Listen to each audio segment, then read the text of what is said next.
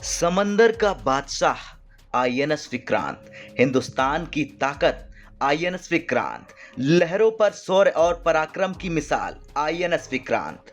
हिंदुस्तान में बना समंदर का ये ताकतवर योद्धा अब समंदर की लहरों को चीरने लगा है।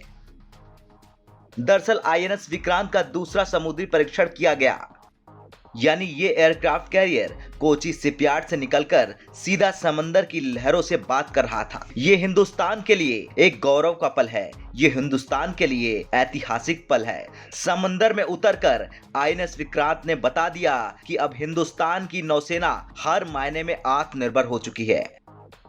कोची शिपयार्ड में निर्मित ये युद्धपोत सभी तरह के अंतिम समुद्री परीक्षण पूरे होने के बाद आजादी की 75वीं वर्षगांठ के समय देश को समर्पित किया जाएगा।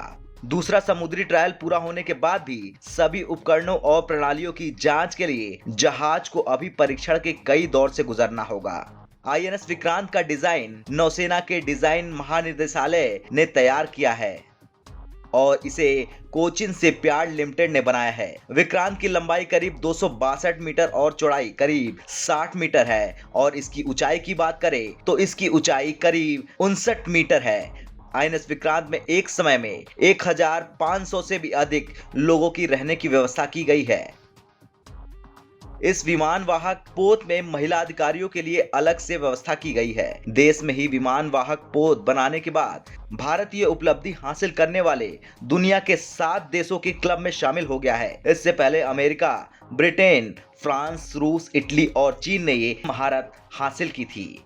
आईएनएस विक्रांत समंदर में उतरने को पूरी तरह तैयार है, लेकिन अभी इसकी ताकत बढ़ाने पर काफी काम किया जाना है। ये एयरक्राफ्ट कैरियर हिंदुस्तान के दुश्मनों के लिए मौत का पैगाम लेकर आया है और ये काम एयरक्राफ्ट पर तैनात लड़ाकू विमानों और दूसरे हथियारों के जरिए होगा। वक्त के साथ समंदर में चुनौतियां भी बड़ी होती जा रही हैं। पाकिस्तान और चीन जैसे दुश्मन समंदर के रास्ते साजिश करने में जुटे हैं। ऐसे में देश की समुद्री सीमा की सुरक्षा आईएनएस विक्रांत जैसा ताकतवर और भरोसेमंद योद्धा ही कर सकता है।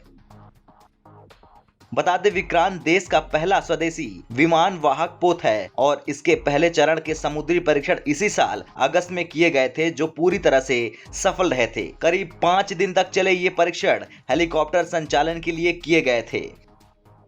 खैर, अब अगर दूसरे चरण के समुद्री परीक्षण भी पूरी तरह सफल रहते हैं तो विक्रांत को तीसरे चरण के परीक्षणों के लिए आगामी दिसंबर में समुद्र में उतारे जाने की योजना है। दूसरे चरण की परीक्षाओं के दौरान विमान वाहक पोत से लड़ाकू विमानों का संचालन किए जाने की पूरी संभावना है। ब्यूरो रिपोर्ट, भारत तक।